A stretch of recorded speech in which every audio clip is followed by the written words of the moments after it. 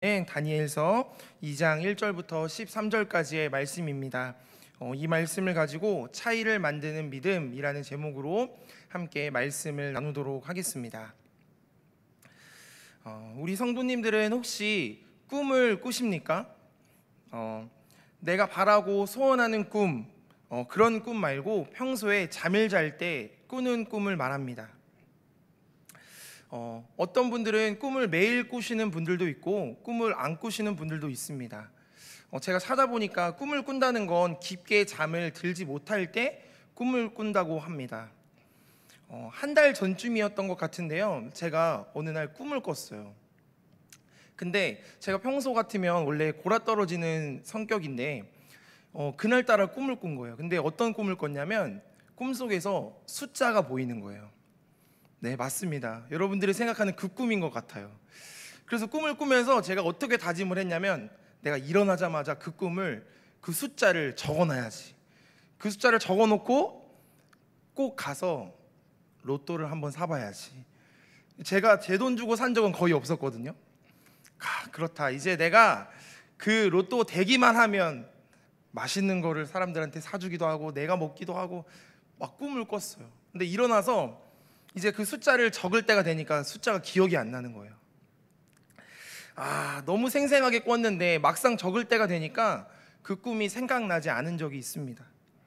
이렇듯 우리가 꿈을 꾸고 있는데 그 꿈을 꾸었던 내용을 일어나서 금세 까먹거나 그리고 생각나지 않는 것, 그것이 바로 우리가 꾸는 꿈인 것 같다는 생각을 했습니다. 그런데 성경을 보면요, 구약시대 때 하나님께서 하나님의 뜻을 전달할 때 가장 많이 사용했던 방법이 무엇이냐면 바로 꿈을 사용하는 것이었습니다. 그래서 신약시대 때는 하나님께서 꿈으로 얘기할 필요가 없이 이미 말씀하셨던 성경들, 말씀들이 있었기 때문에 수많은 사람들이 그 말씀을 묵상했지만, 구약시대 때는 하나님께서 음성으로 그리고 꿈으로 사람들에게 나타나실 때가 많았던 것이죠. 오늘 본문을 보면 한 사람이 꾼 꿈에 대해서 자세하게 설명이 되어 있어요. 바로 우리가 잘 알고 있는 한 사람, 바로 느부갓네살 왕이라는 사람입니다. 바벨론이라는 나라, 강력한 나라의 왕이었던 이 느부갓네살 왕의 꿈에 대한 이야기를 오늘 잠시 나눠보려고 합니다. 어느 날 느부갓네살 왕이 꿈을 꾼 거예요. 그런데 그 꿈으로 인해서 그의 마음이 굉장히 좋지 않았던 것 같습니다. 오늘 우리가 읽었던 본문 1절 말씀을 우리 다 함께 읽어보도록 하겠습니다. 1절 말씀입니다. 시작. 느부갓네살이 다스린 지 2년이 되는 해에 느부갓네살이 꿈을 꾸고 그로 말미암아 마음이 번민하여 잠을 이루지 못한지라. 아멘. 느부갓네살 왕이 꿈을 꿨어요. 그런데 그 꿈으로 인해서 마음이 복잡하고 잠을 이루지 못했다고 합니다.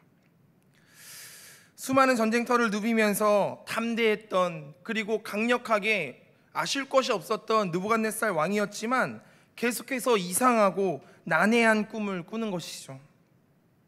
그래서 잠을 잘 수 없을 정도로 마음이 복잡했다라고 오늘 성경은 기록하고 있습니다. 그런데 여기서 나오는 꿈이라는 단어를, 그 히브리어적인 원어를 찾아보니까 복수형으로 되어 있어요. 이 말은 무슨 말이냐? 꿈들이라는 단어잖아요. 그런데 여러 가지 꿈을 꿨다라고 해석할 수도 있지만, 이 문맥상으로 보았을 때 느부갓네살 왕이 한 가지 꿈, 비슷한 꿈을 계속해서 반복해서 꾸는 것을 우리는 발견할 수 있습니다. 도저히 그 꿈을 꾸면서 반복하기 때문에 그의 마음 가운데 힘들어서 잠을 잘 수가 없는 것이죠. 그래서 그의 사람들을 부르기 시작합니다. 우리 오늘 본문 말씀 2절을 한번 읽어보도록 하겠습니다. 2절입니다. 시작. 왕이 그의 꿈을 자기에게 알려주도록 박수와 술객과 점쟁이와 갈대아 술사를 부르라 말하매 그들이 들어가서 왕의 앞에 선지라. 아멘. 그의 곁에 있는 신하들을 부르게 된 것입니다. 박수와 술객과 점쟁이와 갈대아 술사들을 불렀대요. 이 사람들은 이 당시 때 지혜자들이라고 불렸던 사람들입니다. 그러니까 이 사람들은 자신이 꾼 꿈에 대해서 왕이 어떠한 꿈을 얘기하면 그 곁에 서서 해석하는 사람들이었다는 것이죠. 왜냐하면 지혜와 지식이 가득한 사람들이었다는 것입니다. 그런데 문제가 있습니다. 어떤 문제가 있느냐? 오늘 본문의 주인공이었던 느부갓네살 왕이 꿈을 얘기해주고 그 사람들에게 꿈을 해석해 보아라 라고 얘기해야 하는데, 오늘 본문을 보니까 굉장히 황당한 요구를 하기 시작합니다. 나의 꿈을 얘기해주고 해석을 하라고 해야 되는데 내 꿈의 내용을 맞추고 너희들이 해석을 해보아라 이렇게 얘기하는 것이죠. 아니, 자신이 꾼 꿈의 내용을 얘기해주지도 않고 그 지혜자들에게 내 꿈의 내용도 맞추고 해석도 하라는 것입니다. 굉장히 황당한 요구를 하고 있는 것이죠. 제가 이 말씀을 묵상하다가 예전에 한 꿈에 대한 이야기가 생각이 났습니다. 제가 결혼하기 전에 저희 아내와 연애할 때의 이야기인데요, 제가 설교를 준비하면서 아내한테 얘기하지도 않았어요. 결혼하기 전에 아내와 데이트가 있는 날이었습니다. 한껏 멋을 부리고요, 데이트하려고 만났어요. 그런데 남자들은 본능적으로 알지 않습니까? 이날 자신이 만날 그 여자친구의 그 기분이 어떤지 본능적으로 압니다. 근데 원래 성격이 무던한 성격이어서, 예민한 성격도 아니어서 그런 날이 없는데 이상하게 안색이 안 좋은 거예요. 그래서 큰일 났다, 내가 오늘 되게 잘해야겠다 속으로 생각했습니다. 그래서 왜 그러냐고, 무슨 일이 있냐고 물어봤습니다. 그러니까 꿈을 꿨다는 거예요. 그때부터 조금 이상했습니다. 무슨 꿈을 꿨냐고 물어보니까 꿈속에서 제가 아내한테 막 화를 냈다는 거예요. 그래서 제가 화를 냈던 그 꿈을 꾸고 기분이 나쁘다는 거예요. 제가 현실적으로 진짜로 화를 낸 것도 아닌데 꿈에서 제가 화를 낸 것 때문에 기분이 나쁘다고 하는 거예요. 기분이 안 좋다고 하는 거예요. 제가 그걸 보면서 참 여자라는 동물은 알 수 없다. 그래서 더 잘하고, 그리고 서로 얘기하면서 나중에 이 이야기를 나누면서 굉장히 웃었던 기억이 있습니다. 오늘 마치 이 지혜자들이 이러한 기분 같아요. 왜냐하면 꿈의 내용을 알려주지도 않고 그 꿈을 해석해 보라고 하는 것입니다. 마치 느부갓네살 왕에게 꿈을 맞춰보라고, 꿈을 해석해 보라고 들었던 지혜자들의 마음이 이러한 황당한 마음이었을 것 같아요. 그냥 느부갓네살 왕이 꿈을 말해주고 해석하면 좋았을 텐데 왜 이런 요구를 했을까? 제가 곰곰이 이 본문 말씀을 묵상해 보니까요, 그 이유가 오늘 본문 9절 말씀에 나와 있는데요, 9절에 어떤 내용이 나오냐면 너희가 거짓말과 망령된 말을 내 앞에서 꾸며 말하여 라는 부분이 나옵니다. 그러니까 무슨 말이냐면, 왕이 평소대로 꿈을 얘기하면, 지혜자들한테 꿈을 얘기하면 지혜자들이 이렇게 얘기한다는 거예요. 거짓말과 망령된 말을 앞에서 꾸며냈다는 것입니다. 왜냐하면 왕의 꿈의 얘기를 했는데 지혜자들이 그 꿈의 얘기를 듣고 나서 왕이시여 그 꿈은 안 좋습니다, 왕에게 해가 되는 내용입니다 라고 얘기하면 자신들에게 해가 될까봐 그 지혜자들은 옆에서 좋은 말, 거짓된 말, 허황된 말로 꾸며내기 시작했다는 것입니다. 그런데 그 느부갓네살 왕은 그것을 알았기 때문에 아주 그들에게 요구를 하고 있는 것입니다. 꿈의 내용도 맞추고 꿈의 내용을 해석하여라. 이런 요구를 하면서, 황당한 요구를 하면서 이것을 해내지 못할 시에 너희들은 벌을 받게 될 것이고 그것을 해내게 되면 상을 받게 될 것이다, 이러한 얘기를 하기 시작합니다. 오늘 우리가 읽었던 본문 5절과 6절 말씀 우리 한 목소리로 읽어보도록 하겠습니다. 5절과 6절입니다. 시작. 왕이 갈대아인들에게 대답하여 이르되 내가 명령을 내렸나니 너희가 만일 꿈과 그 해석을 내게 알게 하지 아니하면 너희 몸을 쪼갤 것이며 너희의 집을 거름더미로 만들 것이요 너희가 만일 꿈과 그 해석을 보이면 너희가 선물과 상과 큰 영광을 내게서 얻으리라. 그런즉 꿈과 그 해석을 내게 보이라 하니. 아멘. 꿈과 해석을 말하지 못하면 죽게 될 뿐만 아니라 집이 거름더미가 된다고 합니다. 꿈과 해석을 말하면 큰 상과 큰 영광을 얻게 된다고 말하고 있는 것이죠. 그런데 상이 아무리 크다고 해도 이것을 할 수 있는 사람이 있겠습니까? 아무도 없는 것입니다. 그러니까 지혜자들이 계속해서 요구하는 것이죠. 왕이시여, 다시 한번 그 꿈을 저희들한테 얘기해 주시기만 하면 저희가 하겠습니다. 그런데 느부갓네살 왕이 계속해서 거절하는 것이죠. 그러자 지혜자들이 얘기합니다. 왕이시여, 저희에게 꿈을 얘기하지 않으시면 저희가 할 수 없을 뿐만 아니라 이 세상에 누구도 할 수 없습니다. 그리고 지금까지 있었던 아무리 크고 권력이 큰 왕들도 저희들에게 이런 식으로 물어보지 않았습니다 라고 얘기하는 것이죠. 느부갓네살 왕은 이 얘기를 듣고 단단히 화가 나게 됩니다. 바벨론에 있는 모든 지혜자들을 죽이라고 명령할 정도로 화가 나는 것입니다. 왜 이것들을 너희들이 해내지 못하느냐 하는 것이죠. 바벨론의 모든 지혜자들, 박수와 술객과 점쟁이와 갈대아 술사들 뿐만 아니라 이제부터 등장할 다니엘과 세 친구까지 모두 죽게 될 위기에 처한 이러한 사건을 우리는 발견하는 것입니다. 자, 오늘 이런 상황에서 오늘 본문을 쭉 보면서 저는 세 가지의 부류의 사람이 등장하는구나라는 생각이 들었습니다. 저는 이 세 가지의 부류의 사람들의 입장에서 오늘 본문을 한번 나눠보고 마치려고 합니다. 세 가지 부류의 사람들이 등장하는데 첫 번째 부류의 사람들은요, 바로 바벨론의 절대 권력자인 느부갓네살 왕입니다. 그리고 두 번째는 왕의 억지스러운 요구 때문에 힘들어하고 있는 지혜자들, 바로 박수와 술객과 점쟁이와 갈대아 술사들입니다. 자, 그리고 마지막 세 번째 부류의 사람은 왕의 억지 요구로 인해 죽을 위기에 처했던 바로 다니엘과 세 친구입니다. 이렇게 세 부류의 사람들을 보면요, 우리는 명백하게 확실한 공통점이 있고 확실한 차이점이 있음을 발견할 수 있는데요, 저는 오늘 이 공통점과 차이점을 통해서 함께 은혜를 나눠보려고 합니다. 먼저 이 세 부류의 사람들은 공통점이 있는데 가장 큰 공통점은 무엇이냐? 바로 모두 문제에 직면했다는 것입니다. 절대 권력자인 왕이든 뛰어난 지혜를 가진 지혜자든 하나님을 잘 믿는 신앙인이든 모든 사람들은 인생의 문제는 찾아오게 되어 있고 그것을 겪게 됨을 오늘 우리는 발견할 수 있다는 것입니다.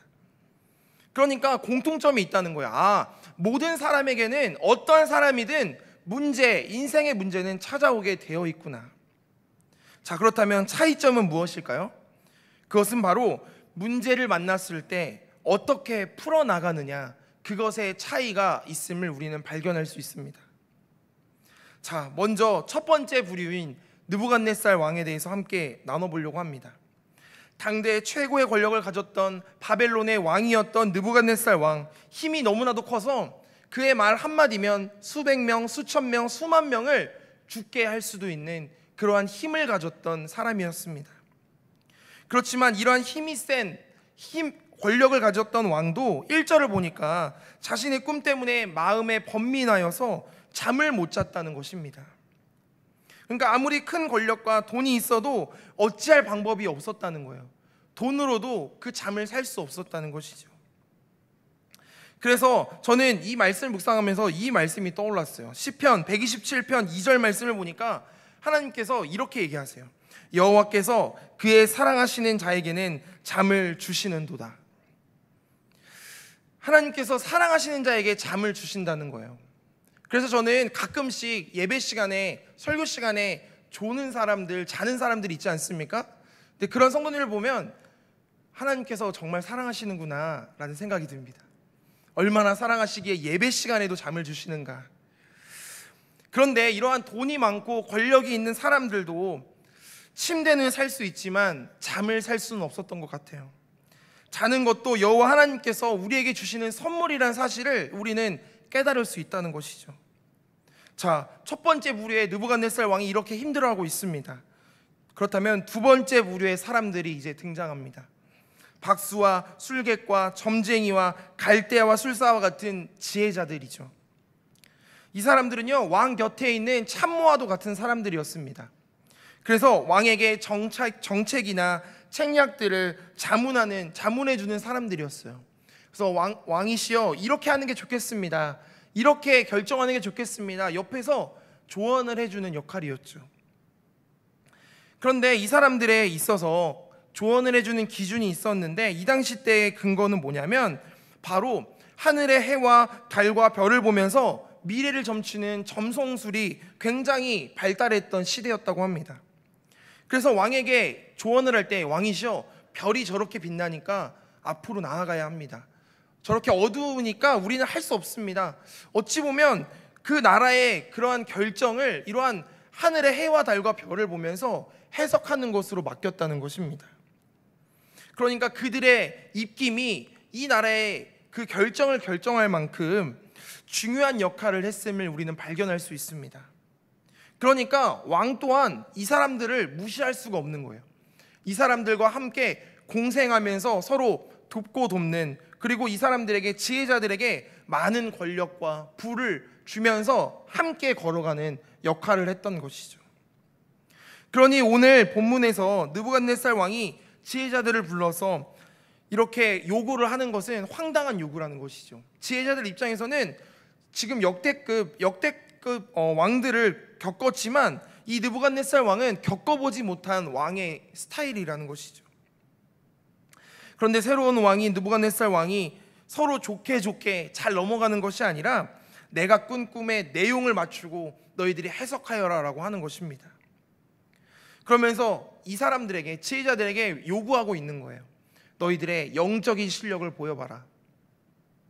너희들의 영적인 실력을 보이지 못하면 몸을 쪼갤 것이고 너희들을 죽일 것이다 라고 말하는 상황 가운데 있는 것입니다. 그러니까 오늘 본문 말씀을 보면요, 우리는 이러한 것을 발견할 수 있습니다. 지혜자들이라고 불렸던 사람들이 가지고 있던 지혜와 지식으로는 결코 그들을 구원해낼 수 없구나라는 것을 우리는 발견할 수 있습니다. 그러니까 느부갓네살 왕과 바벨론의 지혜자들은 어떤 공통점이 있습니까? 바로 자신들이 권력이 많다 하더라도, 재물이나 지식이나 지혜가 아무리 많더라도 인생에 찾아오는 문제들의 근본적인 해결책은 제시하지 못했다는 공통점이 있습니다. 이런 지혜자들이 느부갓네살 왕에게 꿈의 내용을 알려달라고 몇 번이나 간청하였지만 거절당합니다. 그러자 이러한 생사가 오가는 순간에 어찌 보면 그들은 자신들의 진심을 이제 얘기하기 시작합니다. 오늘 본문 우리가 읽었던 2장 11절 말씀을 우리 한번 읽어보도록 하겠습니다. 2장 11절 말씀입니다. 시작. 육체와 함께 살지 아니하는 신들 외에는 왕 앞에 그것을 보일 자가 없나이다 한지라. 아멘. 저는 어찌 보면 오늘 본문의 핵심 말씀이 이 말씀이다라는 생각이 들었습니다. 육체와 함께 살지 아니하는 신들 외에는 왕 앞에 그것을 보일 자가 없습니다 얘기하는 것이죠. 다시 말해서 이들의 마음 가운데 이런 마음이 있는 거예요. 바벨론에 수많은 신들이 있지만 이 신들보다 훨씬 더 위대한 신 말고는 그 꿈을 왕에게 보여줄 신은 아무 신도 없습니다라고 얘기하는 것이죠. 다시 말해서 자신들이 믿었던 것은 가짜입니다.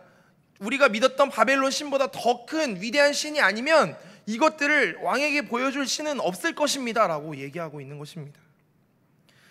자, 그렇다면 이러한 상황 가운데 이 문제를 누가 해결할 수 있습니까? 바벨론의 수많은 가짜 신들이 아닌 진짜 신, 바로 우리가 믿고 있는 하나님이시라는 것이죠. 이제 세 번째 부류인 다니엘과 세 친구의 이야기가 등장하고 있습니다. 오늘 우리가 읽었던 본문 밑에 말씀이지만 이러한 말씀 우리 한번 읽어보았으면 좋겠어요. 우리 17절 말씀 우리 한번 읽어보도록 하겠습니다. 다니엘과 그 친구들에 대한 설명이 나오는데 1장 17절 말씀을 제가 먼저 읽어드릴게요.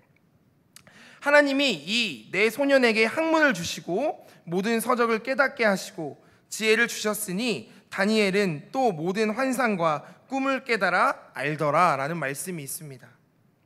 그러니까 다니엘서 1장 17절을 보니까 다니엘과 세 친구에게 이러한 설명이 있어요. 하나님이 네 소년에게 학문을 주시고 모든 서적을 깨닫게 하셨대요. 지혜를 주셨대요. 그리고 다니엘은 또 모든 환상과 꿈을 깨달아 알게 하셨다는 것입니다. 어찌 보면 저는 이 사람들이 특별하다라고 생각할 수도 있지만 앞서 나눴던 지혜자들과도 같은 모습인 것이죠. 지혜자들과 같이 지혜가 있고 지식이 있고 깨달아 알고 모든 것을 알고 있는 것이죠. 그런데요, 이들에게도 똑같은 문제가 찾아옵니다. 바로 오늘 우리가 읽었던 본문의 13절 말씀입니다. 우리 13절 말씀 한번 읽어보도록 하겠습니다. 시작. 왕의 명령이 내림에 지혜자들은 죽게 되었고 다니엘과 그의 친구들도 죽이려고 찾았더라. 아멘.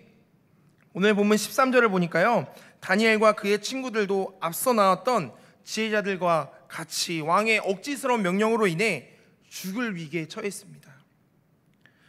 즉 우리가 잘 아는 것처럼 믿는 사람이든 믿지 않는 사람이든 인생의 문제를 똑같이 만나게 되는 것이죠. 아무리 하나님을 잘 믿는 신앙인들도, 아무리 하나님께 큰 축복을 받았던 이 사람들 또한 인생의 문제가 찾아온다는 것을 우리는 발견할 수 있습니다. 그런데요, 오늘 말씀을 묵상해 보니까 다니엘과 세 친구, 그리고 이 사람들에게는 느부갓네살 왕이 가지지 않았던, 지혜자들이 가지지 않았던 큰 차이점이 있었음을 발견하게 되었습니다. 가장 큰 차이점 두 가지가 있는데, 첫 번째 차이점은 바로 다니엘에게는 하나님이 계셨다라는 사실입니다. 이것이 큰 차이점이라는 것입니다. 오늘 우리가 읽었던 본문 뒤에 나오는 18절을 보면요, 이렇게 나와 있습니다. 하늘에 계신 하나님이 이 은밀한 일에 대하여 불쌍히 여기사 다니엘과 친구들이 바벨론의 다른 지혜자들과 함께 죽임을 당하지 않게 하시기를 그들로 하여금 구하게 하니라 라는 말씀이 등장합니다. 그러니까 죽을 위기에 처해 있을 때, 절체절명의 이 위기의 순간에 다니엘을 불쌍히 여겼던 하나님이 함께 하셨다는 사실을 말하고 있는 것입니다. 마찬가지로 우리가 살아갈 때 보면 위기의 순간이 찾아오지 않습니까? 내 인생에서 내 힘으로 이겨낼 수 없는 문제, 어려움들을 우리는 만나게 됩니다. 하나님을 믿으니, 우리가 예수님을 따르니 문제가 없을 것만 같은데 우리의 삶에 똑같이 문제가 찾아온다는 것입니다. 모두가 누구나 어려움과 문제를 만나지만 우리의 상황을 아시고 작은 신음에도 응답하시는 그 하나님이 오늘 말씀을 보니까 우리를 불쌍히 여기실 뿐만 아니라 우리와 함께 하신다고 이 말씀 가운데 얘기하고 있으신 것이죠. 사랑하는 성도 여러분, 오늘 이 말씀을 묵상하면서 우리의 인생의 문제 가운데, 인생의 어려움 가운데 혹시 그렇게 놓여 있으신 분들이 계시다면 오늘 말씀을 묵상하면서 하나님 불쌍히 여겨 주시옵소서, 우리와 함께하여 주셔서 이 문제를 이기게 하여 주시옵소서 고백할 수 있는 저와 여러분의 삶이 되시기를 주님의 이름으로 축복합니다. 자, 첫 번째 차이점이 다니엘에게 하나님이 함께 하셨다, 함께 계셨다라는 그러한 차이점이 있었다면, 두 번째 차이점이 또 등장합니다. 두 번째 차이점은 바로 다니엘은 기도하는 사람이었다는 것입니다. 오늘 다니엘 16절 말씀을 보면요, 왕에게 찾아와서 얘기하는 장면이 등장합니다. 그런데 왕에게 뭐라고 얘기하냐면, 지혜자들과 마찬가지로 왕이시여 저에게 시간을 좀 주십시오. 저에게 시간을 주시면 제가 그 꿈을 맞출 뿐만 아니라 해석하겠습니다 라고 얘기하는 것이죠. 어찌 보면 여기까지는요, 앞서 나눴던 지혜자들과 똑같은 요구입니다. 왕이시여 시간을 좀 주십시오. 그러자 느부갓네살 왕은요, 어찌 보면 지혜자들과 다른 반응을 보이기 시작합니다. 시간을 주고 기다려주기 시작합니다.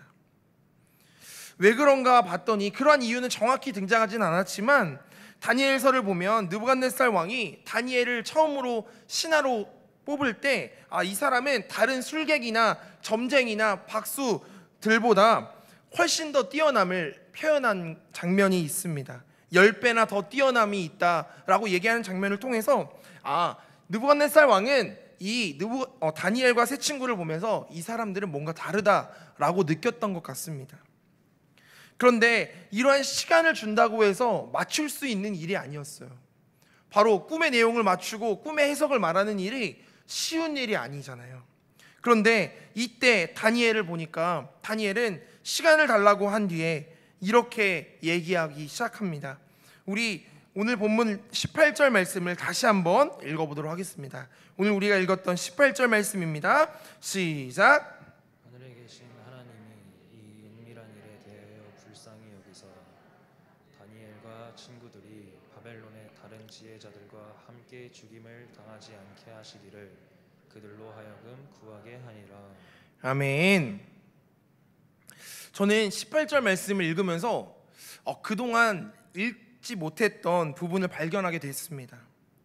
무슨 말이냐면 다니엘과 친구들이 죽임을 당하지 않게 하시기를 그들이 기도했다고 여기는 줄 알았는데, 말의 어미를 보니까 이 말씀을 보면요, 다니엘과 세 친구가 기도를 했다라고 나와 있지 않고 하나님께서 다니엘과 세 친구에게 너희들은 이렇게 구하게 하라라고 요구하는 장면이 등장합니다.